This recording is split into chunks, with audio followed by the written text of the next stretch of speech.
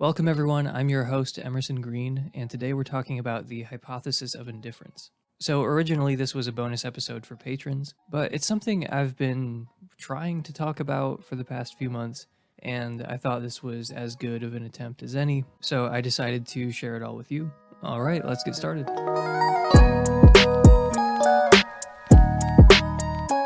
Indifference, the hypothesis of indifference.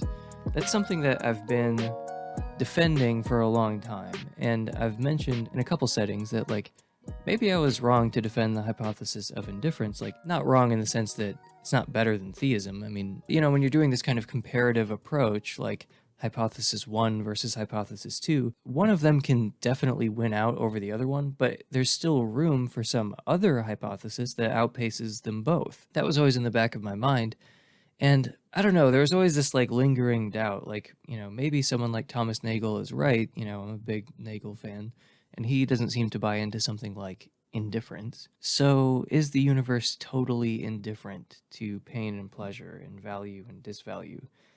I don't know. I mean, I kind of lean towards no, it's not indifferent. And then there are several reasons you might think that. I mean, there's this kind of trivial reason that I've mentioned before, which is hey, if naturalism is true, you're a part of the universe. You're not separate from the universe in any way. You are a part of nature. So the fact that you're not indifferent means that certain isolated parts of nature are not indifferent. So if you were to say nature is totally and utterly indifferent to pain and pleasure, value and disvalue, that would just be wrong.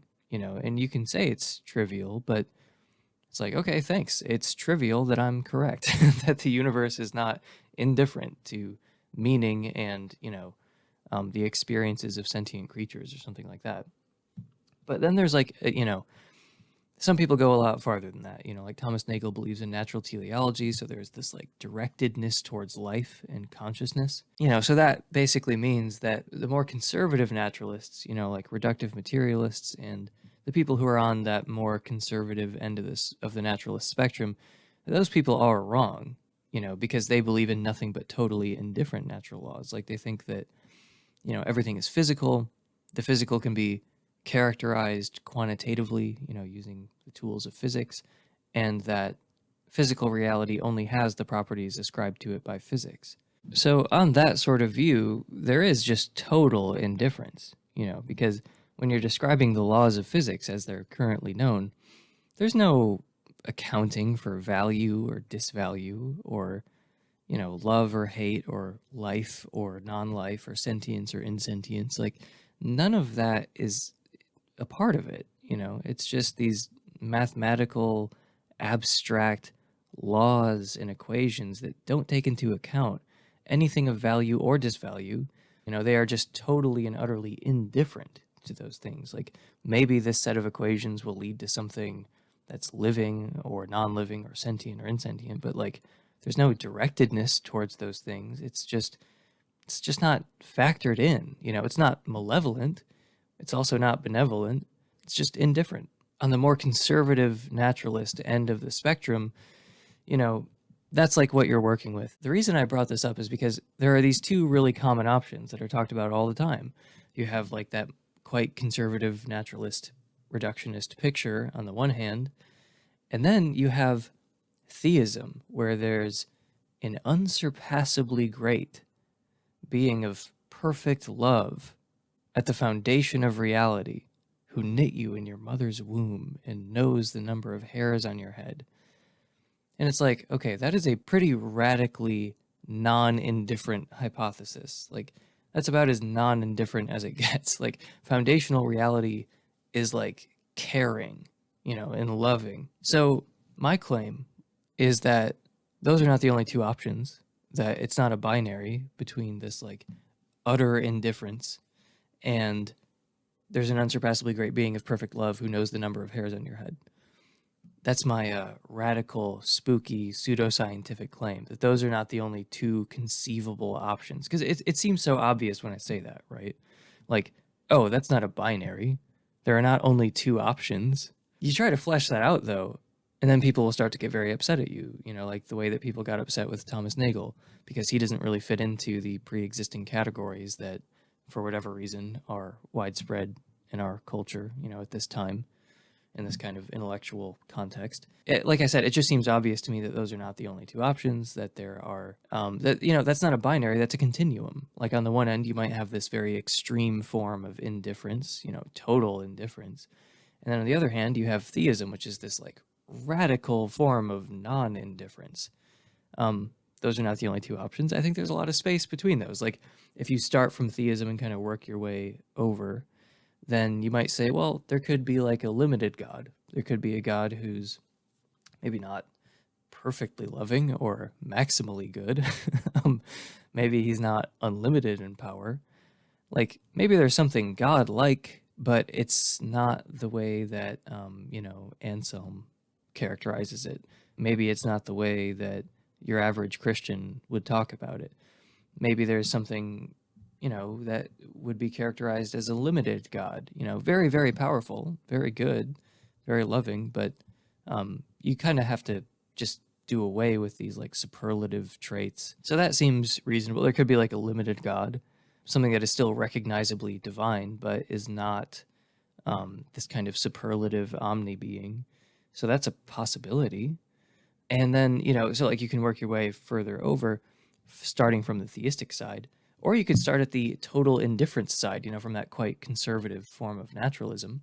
And you could slowly work your way over and say, maybe there are forces at work that are not, that have just no orientation to value or disvalue. Like maybe there are things that are oriented towards value or disvalue or good or evil, but let's say they're not personal.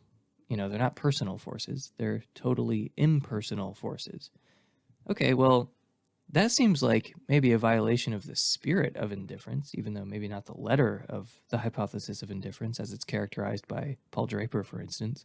Like Paul Draper specifically mentions persons in his hypothesis of indifference. Like he says something about the way that we find ourselves on earth is not the result of benevolent or malevolent actions from non-human persons. That's how he characterizes indifference. Like he talks about it in terms of benevolence or malevolence and persons. But there could be impersonal forces that have some kind of value selection effect or some kind of like orientation towards value or disvalue.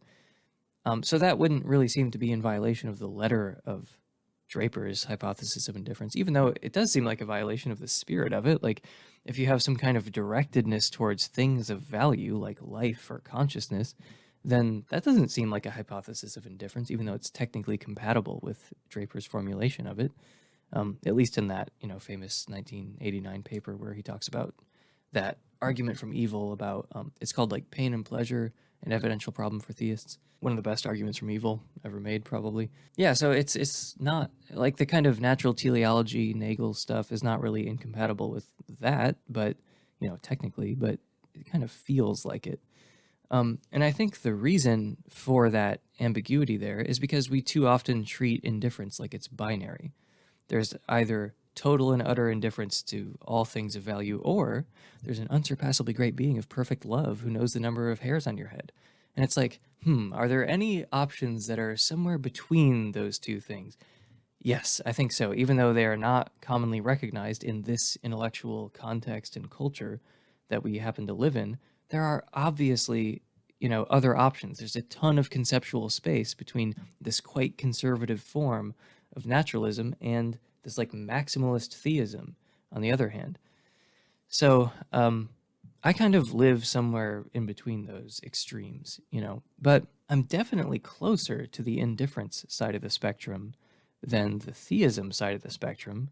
So I don't really regret defending the hypothesis of indifference in the way that I have in the past. Like I used to do it in a sort of unambiguous way, like I was on that more conservative naturalist end of the spectrum.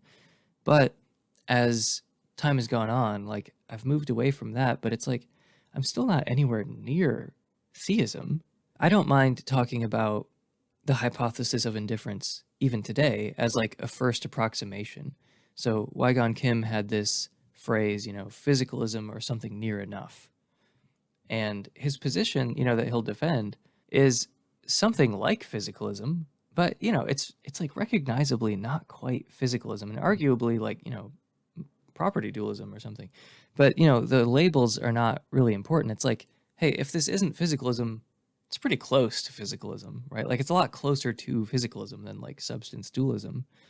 And I feel the same way about the hypothesis of indifference. It's like, well, look, I can just say indifference as like a first approximation. And then if you start to like, push, then I'm like, okay, well, look, I think this is a continuum, not a binary, and I'm not on like the extreme end of the spectrum here, right? Like I don't know where I am, but I'm not on the extreme end, right? I believe in something like indifference or something near enough. Indifference or something near enough is the hypothesis that I defend and have defended.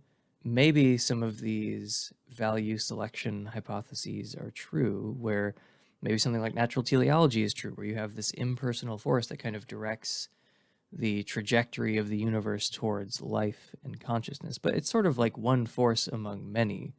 There are forces active in the world that are totally indifferent to things of value and disvalue, but there are other forces that are not indifferent. But they have a say, but they don't have the say. They don't have the final say. They're not like the ultimate authority or something. So I think that indifference or something near enough is a pretty accurate characterization of where I'm at right now. Something like natural teleology is interesting to me.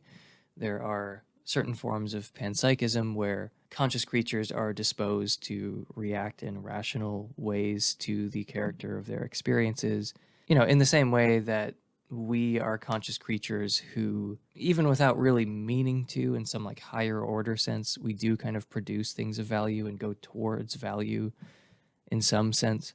There, like by analogy, there's something similar happening in much simpler conscious beings. It's like a very rough characterization of pan-agentialism.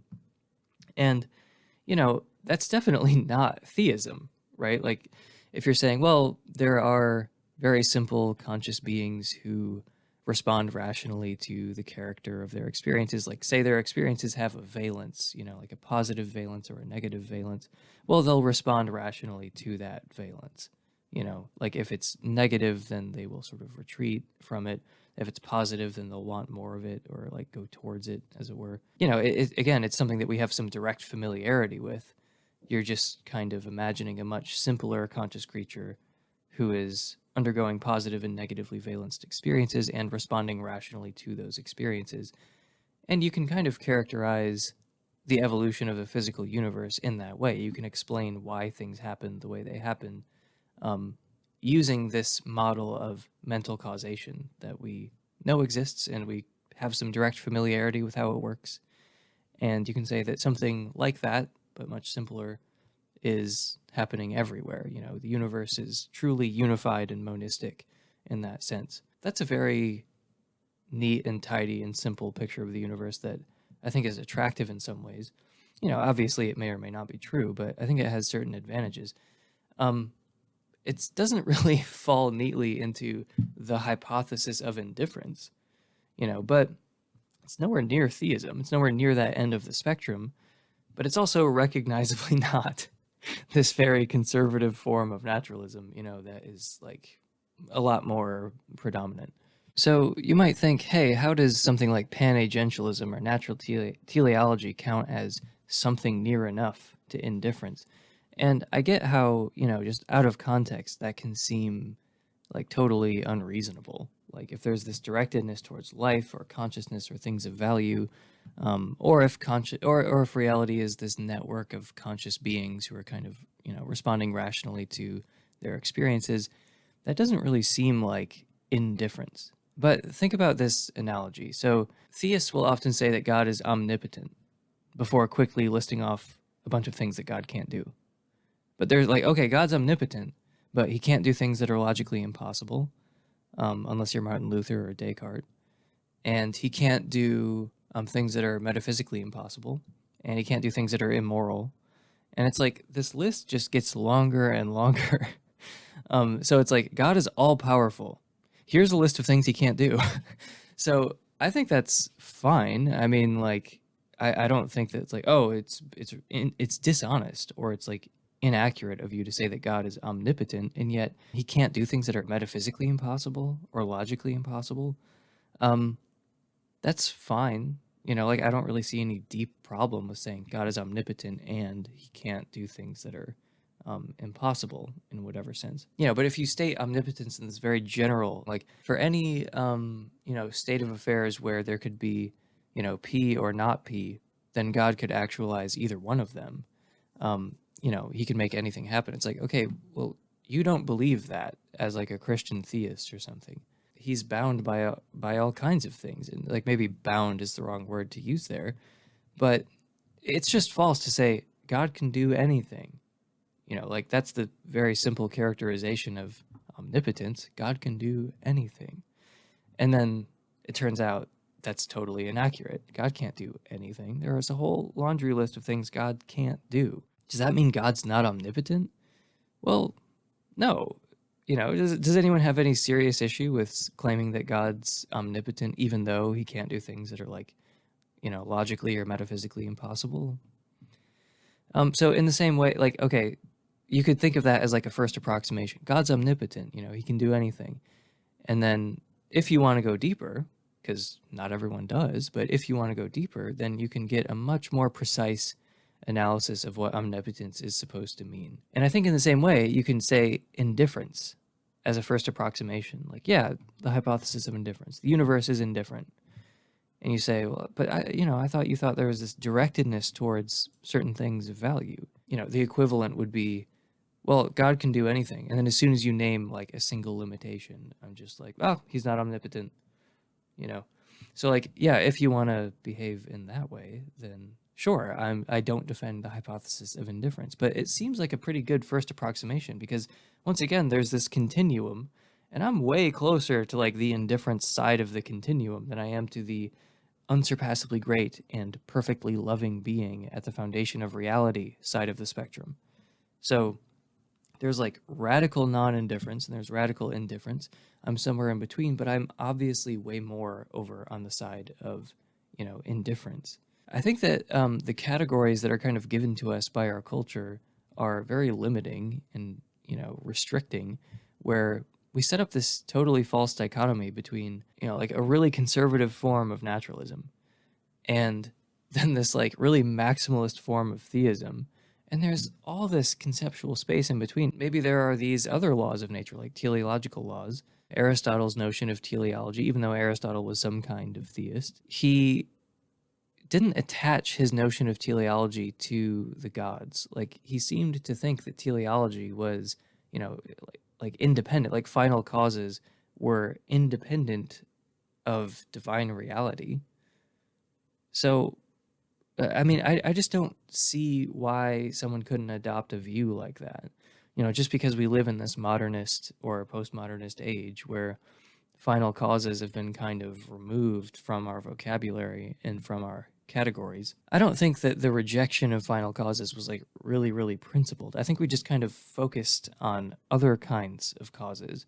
Like I think that the success of science partly comes from a methodological focus on certain parts of reality. And that project has gone really well, but some people do bad philosophy about this whole situation, and then they think, oh, this is all there is. And it's like, no, this very narrow project has gone very well because it has very narrow aims. If you're trying to broaden the aim, then things get way more complicated and way more difficult. If you narrow the aims, then you can get a lot farther with regards to that specific project. But if you're just trying to like understand reality, then, anyway, all I'm saying is that like teleology, I don't think was removed from like the modernist conception of nature for really principled reasons.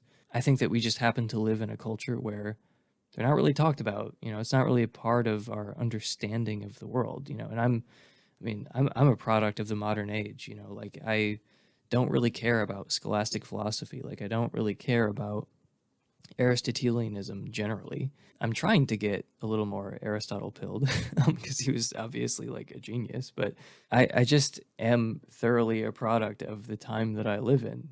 Like I think of things in sort of modernist terms. And I don't really have a deep issue with that. I'm trying to rise above it just a little bit, but um, it doesn't come naturally to me, you know? Anyway, something like teleology, I mean, that's just one option. There are other ways of getting non-indifference, you know, without flying to that radical end of the spectrum where there's this, you know, perfectly loving being at the foundation of reality, where it's like foundational reality is caring and loving, you know. It's not either that or total and utter indifference in the way that it's characterized by these quite conservative naturalists. It seems so obvious to me that that is a false dichotomy, that there's plenty of space in between those, and the fact that everyone hyper focuses on those two options, that's just a product of culture and like contingent social forces and, you know, historical accidents. That's not like, you know, something that we should care that much about. It seems so obvious when I state it in that way, but then people start to realize what that looks like in practice. And then, you know, that's when they start resisting it and getting very, very angry because you don't really easily fit into the categories of like theist or atheist as they exist in culture. You know, so I definitely don't believe in an unsurpassably great being of perfect love at the foundation of reality who, as Christianity seems to suggest, we can understand our relationship to him as we understand like a father, you know, so like we can understand our relationship to God through, you know, the analogy of fatherhood. Like that's a good way of understanding God. If Christianity posits that he's a good father, better than any human fathers that we can relate to, then Christianity is just false because I have a pretty good dad and he's a lot better than the Christian God, like as a father, you know, and that shouldn't be possible.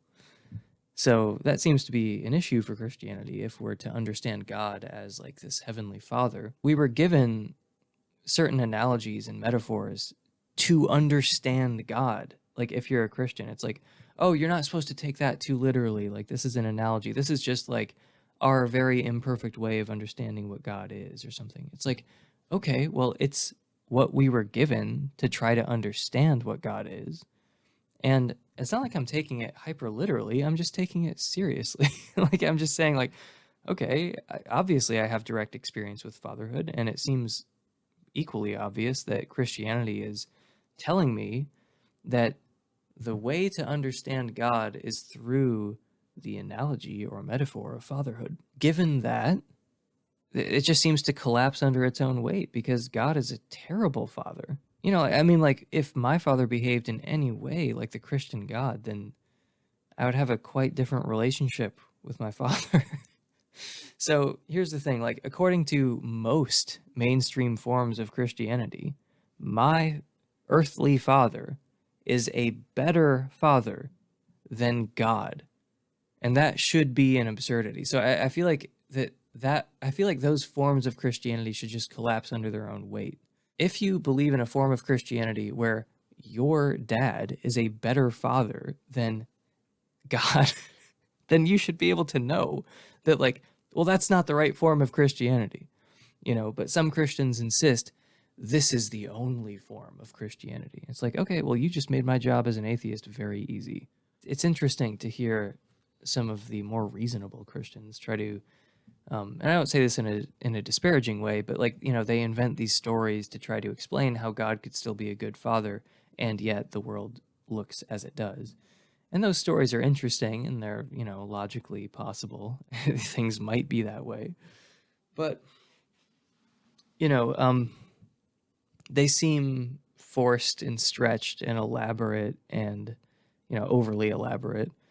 And it just doesn't, I mean, it sounds kind of like simple-minded at the end of the day, but it's like, I just don't buy it. Like, I'm hearing these stories and I'm just like, it's not like I'm denying that that's possible. Lots of things are possible, but it just doesn't ever click with me. It doesn't ever seem like, oh yeah, that's definitely the way things are, you know? Yeah, I mean, I really do think that we're alone on this earth. You know, like I really do think that we don't have a heavenly father. It would be nice if we did, if there was this perfectly loving father figure who kind of pushed us out of the nest and then wiped our memories for some reason of that happening. Like, yeah, that would be a better world to live in. But I just, I just don't get it. You know, I would like it if it were true. I would like it if there were no gratuitous suffering and that there was this heavenly Father, you know, who presided over things. Um, but I just think that we're alone. You know, like that's my impression. That's like my assessment of like the sum of the evidence. You know, I don't particularly like it, but I happen to think it's true. Yeah, I really wanted to talk about that hypothesis of indifference stuff. I've been working on that. It's just been in the background for a while, and I need to make an episode called Indifference or something near enough where I address this more directly. You know, atheism as it's presented in the public square is actually quite narrow, and atheists have a lot more freedom than they sometimes recognize. There are like you can be on all kinds of you can be on like any side of practically any issue as an atheist. I want atheists to recognize the intellectual freedom they have, and I don't want Christians to kind of stereotype us or think, oh, well, atheism, that leads to nihilism. It's like some of us are nihilists, but I'm not. Most philosophers aren't. You know, most philosophers are atheists and most philosophers are not nihilists. So I feel like it's important to combat those stereotypes. You know, so like on the Christian side, it's like, hey, we're not all the same. And like this kind of, you know, this kind of caricature of us, you know, it's not necessarily accurate. And then I want to turn to atheists and be like, you know, you don't have to like reject the idea of objective morality, right? Like, you know, Ken Ham is wrong. Like this might come as a shock to you, but Ken Ham is wrong about more things than young earth creationism.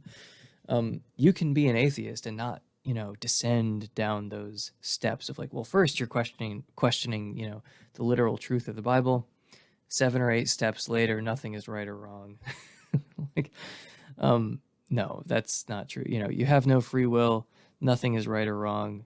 And, you know, some of these things that are arguably lower stakes, like, you know, physicalism or something, you know, it's just not true. Like, atheism is just the belief that God doesn't exist.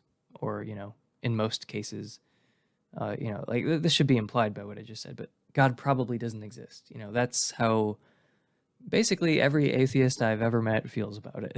Like, God probably doesn't exist. And they might nitpick, you know, the way that you phrase it or whatever, but still, we think there probably is no God. Like, that's something that pretty much everyone seems to have in common who identifies as an atheist. Yeah, and beyond that, you can be on, like, any side of any issue.